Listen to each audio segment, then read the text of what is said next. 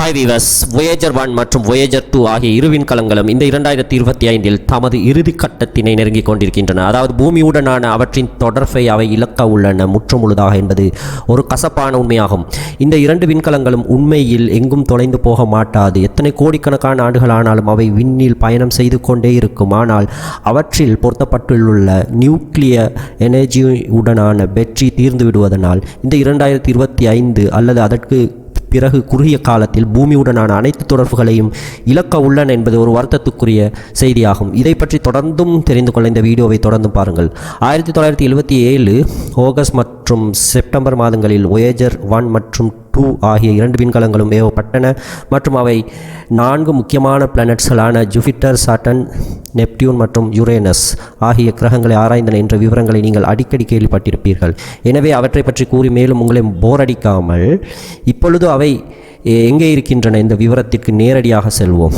உண்மையில் இந்த பிளானட்ஸ்களை ஆராய்ந்த பிறகு, அதாவது Voyager 1 ஆனது ஜூபிட்டர் மற்றும் சட்டனை ஆராய்ந்த பிறகு நேரடியாக அது இன்டர்ஸ்டெல்லர் ஸ்பேஸினை நோக்கிய பயணத்தை ஆரம்பித்தது.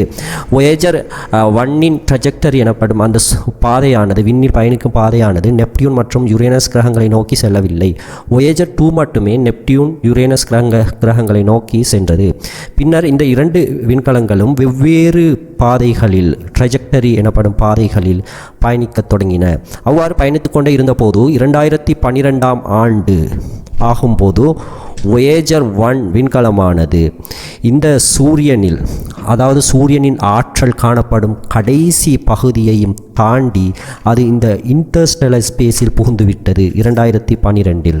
அது மாதிரி தான் 2018ஆம் ஆண்டில் Voyager 2 விண்கலமானது சிறிது காலம் கூடுதலாகவே அது எடுத்துக்கொண்டாலும், ஏனென்றால் அது நெப்டியூன் மற்றும் யுரேனஸ் கிரகங்களை ஆராய்ந்ததனால் அதுவும் இன்டர்ஸ்டெல்லர் ஸ்பேஸில் புகுந்துவிட்டது 2018. இந்த விவரங்களை நீங்கள் அறிந்திருப்பீர்கள். இந்த இன்டர்ஸ்டெல்லர் ஸ்பேஸ் என்பது எமது சூரியனின் அனைத்து ஆற்றலும் குறைந்து எமது சூரியனிற்கும் ஏனைய நட்சத்திரங்களுக்கும் இடையிலான தூரம் ஆரம்பிக்கும் எம்டி ஸ்பேஸ் ஆகும். அந்த ஸ்பேஸில் தான் இந்த இரண்டு விண்கலங்களும் 2012இல் Voyager 1, 2018இலிருந்து Voyager 2 பயணித்து கொண்டிருக்கின்றன. ஹெலியோபோஸ் என கூறுவார்கள் ஒரு பிரதேசம் இருக்கின்றது. அந்த பிரதேசத்தில் தான் எமது சூரியனில் கடைசி ஆற்றலும் இந்த இன்டர்ஸ்டெல்லர் ஸ்பேஸ் எனப்படும் ஏனைய நட்சத்திரங்களுக்கு இடையிலான எம்டி ஸ்பேஸின் ஆற்றலும் ஒன்றிணையும் பிரதேசமாக இருக்கின்றது. அந்த பிரதேசத்தினை இந்த விண்கலங்கள் கடந்தது தான் இன்டர்ஸ்டெல்லர் ஸ்பேஸில் அவை புகுந்துவிட்டன என்று கூறப்பட்டது. ஆகவே 2012 மற்றும் 18ஆம் ஆண்டுகளில் இருந்து தொடர்ந்தும் இன்டர்ஸ்டெல்லர் ஸ்பேஸில் தான் இந்த விண்கலங்கள் இரண்டும் பயணித்து கொண்டே இருக்கின்றன என்பதை நீங்கள் கேள்விப்பட்டிருப்பீர்கள். அவ்வளவு காலம், அதாவது சுமார் 10 ஆண்டுகளுக்கு மேலாக அவை இன்டர்ஸ்டெல்லர் ஸ்பேஸில் தான் பயணித்து கொண்டே இருக்கின்றன. 1977இலிருந்து இந்த 2025 வரை சுமார் 45 ஆண்டுகளையும் கடந்து தொடர்ந்தும் அவை பயணித்து கொண்டே இருக்கின்றன. 2018ஆம் ஆண்டிற்கு பிறகு அவற்றின் பல இன்ஸ்ட்ருமெண்ட்களையும் பவரை சேமிப்பதற்காக, அதாவது இந்த இரண்டு விண்கலங்களும் புளுட்டோனியம் 238 ஆக்சைடு எனப்படும் நியூக்ளியர் எனர்ஜியினால் இயங்கும் பேட்டரிகளினால் தான் இயங்குகின்றது. இந்த பேட்டரிகள் சுமார் 4.5 கிலோகிராம் பாரமுடையவை. இந்த பேட்டரிகள் ஆகக்கூடியது 60 ஆண்டுகள் வரை எனர்ஜி தரக்கூடியவையாக இருக்கும். என்றாலும் சுமார் 45 ஆண்டுகளிலேயே அவற்றின் முழுமையான எனர்ஜி இப்பொழுது தீர்ந்துவிடும் நிலையில் இருக்கின்றது. அதாவது இந்த 2025இல் இந்த நியூக்ளியர் பேட்டரிகள் இரண்டும் அவற்றின் எனர்ஜி சப்ளையை நிறுத்த உள்ளன என்பது ஒரு வருத்தத்துக்குரிய விடயமாகும். இதனால் இதுவரை, அதாவது இந்த 2024 கடைசி வரை ஏதோ ஒரு வகையில் பூமியுடன் இந்த இரண்டு விண்கலங்களும் தொடர்புகளை வைத்து கொண்டுதான் இருந்தன. இந்த இன்டர்ஸ்டெல்லர் ஸ்பேஸில் என்ன நடக்கின்றது, என்ன விதமான விடயங்கள் அங்கு காணப்படுகின்றன போன்ற விடயங்களை பூமிக்கு தொடர்ந்தும் நாசாவிற்கு அவை அனுப்பி கொண்டு இருந்தன ஏதோ ஒரு வடிவில். ஆனால் இந்த 2025 ஆகும் போது அவற்றின் அனைத்து விதமான தொடர்புகளும் நிறுத்தப்பட உள்ளன. இப்பொழுது இந்த Voyager 1 விண்கலமானது எங்கிருக்கின்றது என்று பார்ப்போம். சுமார் அது 15.4 பில்லியன் மைல்கள் அல்லது 24.8 பில்லியன் கிலோமீட்டர்கள் என்ற தூரத்தில் எமது பூமியிலிருந்து இப்பொழுது அது பயணித்து கொண்டிருக்கின்றது. அதாவது பூமியிலிருந்து 24 பில்லியன் கிலோமீட்டர்கள் என்பது மிக மிக மிக மிக பெரிய தூரமாகும். 1 பில்லியன் என்பதற்கு சுமார் 1000 கோடிகள் என்பதை நீங்கள் அறிந்திருப்பீர்கள். அது மாதிரி தான் Voyager 2 விண்கலமானது இப்பொழுது சுமார் 13 பில்லியன் மைல்கள் அல்லது 20.9 பில்லியன் கிலோமீட்டர்கள் என்ற தூரத்தில் பூமியிலிருந்து இப்பொழுது பயணித்து கொண்டிருக்கின்றது. இந்த 2 விண்கலங்களும் முற்றுமுழுதாக வெவ்வேறான ட்ரெஜெக்டரியில் இந்த இன்டர்ஸ்டெல்லர் ஸ்பேஸில் ட்ரெஜெக்டரி எனப்படும் அந்த பாதையில் இந்த இன்டர்ஸ்டெல்லர் ஸ்பேஸில் பயணிக்கின்றன. இவை இரண்டும் இப்பொழுதோ பூமியுடனான அனைத்து தொடர்புகளையும் அவை கூடிய சீக்கிரமே நிறுத்தியவுடன் அவை எங்கு பயணிக்கும் என்று பார்ப்போம். முதலில் Voyager 1 என்ற விண்கலமானது Gliese 445 என்ற நட்சத்திரத்தினை நோக்கிய பயணத்தை, மிக நீண்ட பயணத்தினை அது ஆரம்பிக்கின்றது.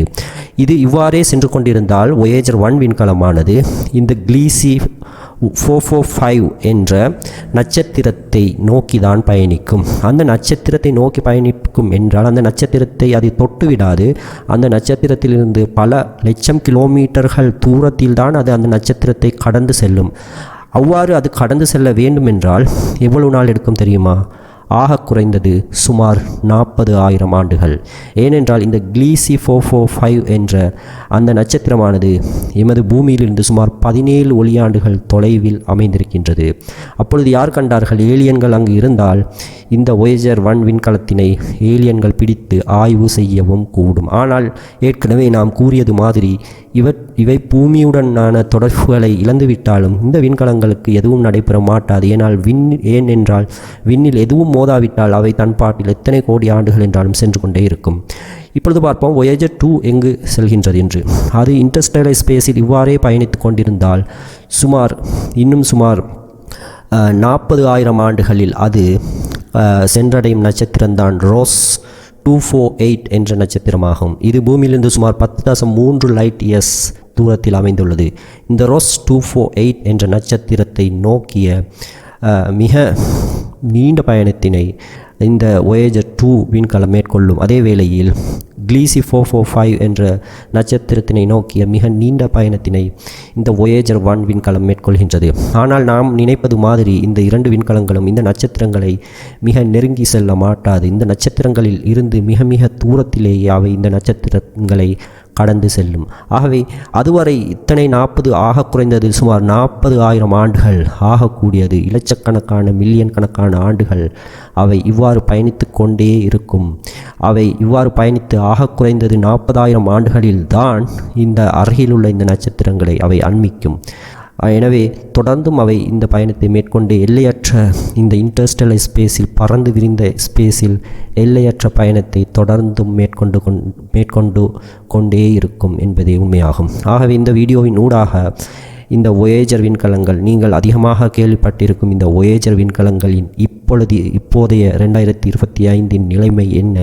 அவை கூடிய சீக்கிரமே இந்த மார்ச்சில் 2025 மார்ச்சில் நாம் இந்த வீடியோவை உருவாக்கி கொண்டிருக்கும் போது கூடிய சீக்கிரமே அவை பூமியுடனான அனைத்து தொடர்புகளையும் இழக்க உள்ளன. தொடர்ந்தும் ஆனால் அவற்றின் நீண்ட இன்டர்ஸ்டெல்லர் பயணத்தை தொடர்ந்து கொண்டே இருக்கும் என்ற உண்மைகளை அப்டேட்களை கொண்டு வந்தோம். தொடர்ந்தும் எம்முடன் இது மாதிரியான ஆச்சரியமான அஸ்ட்ரானமிக்கல் அப்டேட்களுக்காக இணைந்திருங்கள்.